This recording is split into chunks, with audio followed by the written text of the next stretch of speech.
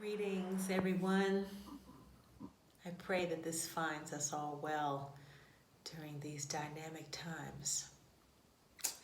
So, it's been interesting the responses that I have been receiving since I have started to share certain things with regards to my familial relationships. And I'm inspired to come back around today to follow up on the subject. I have found that many of us seem to continue to suffer in ways that go back to our childhoods, that may even go back through the ancestral lines. A friend of mine today mentioned the word intergenerational trauma and how his response to a message that I had sent about living from the heart and walking in faith, his response to me was something along the lines of, well, I'm much more of a pragmatic person and I'm more of a hands-on kind of guy. I choose to find my solutions in being able to pay my bills and take care of my family, which triggered me to say a lot. But I will say that I did ask him this: how is that working for your heart? Are you at ease? So here I am now as a result of his response and as a result of a young lady who responded to my last post about the dysfunctional moments within the relationship with my mom. Isn't that interesting that this pattern seems to be pervasive?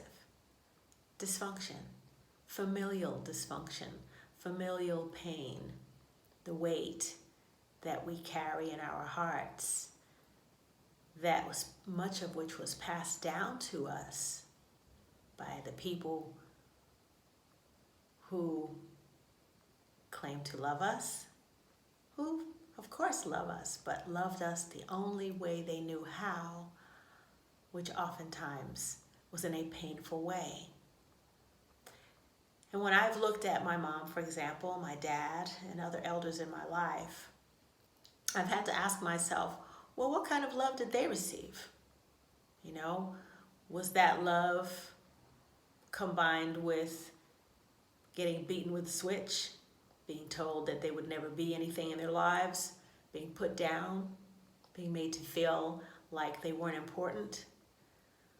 You know, my song Ghost talks about that.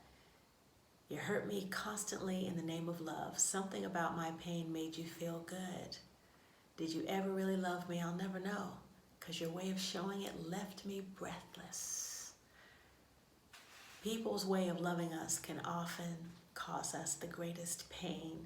And then as we grow up from childhood, our definition of love can often be distorted. And then we unwittingly pass this pain down to the next generation. And it just continues and it continues and it continues. So I'm happy that some of my posts are inspiring you to ask questions, to make comments, and we can have a conversation, because this is all about healing. I'm here to be an infusion.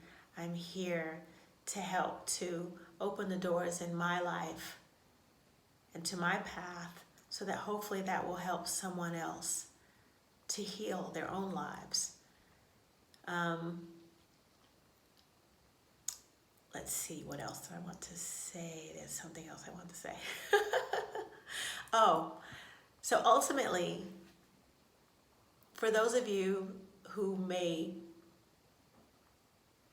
resonate with some of what I'm saying right now, what I found I did and how I started on my path to healing and to wholeness, which continues, is that everything starts with the self. Everything begins and ends with us. It's not selfish. There's nothing wrong with that. It's not weird. It works. At least it's worked for me. And many of my fellow classmates who I have met on my own healing journey, it all starts with us, like the pebble in the pond. When that pebble hits the pond, there are little waves that vibrate out, out, out. As we heal ourselves, as we change our pattern, then that change and that healing touches every aspect of our lives. Our loved ones, our friends, our jobs, our communities, the world, our relationships shift, and you start to see the healing effects of the work that you're doing on yourself start to manifest in your everyday life. I had to learn how to forgive. I wasn't brought up in a forgiving household. I wasn't brought up in a compassionate household. I always considered tears to be signs of weakness. I was brought up in a household where you had to really be rooted in your strength, and you had to not be a weakling or show any kind of frailty, much less softness, because those were the buttons that the people who claimed to love me wound up pushing. So this is a vast subject. I don't want to talk too much longer. I guess I'll maybe do this in parts. So I want to start off by saying here, this is about remembering that everything starts with us. It begins and ends with us. So this healing journey has to involve you looking at your own areas where you're triggered, your own areas of conflict, your fears, your worries, your senses of despair, loneliness, rage.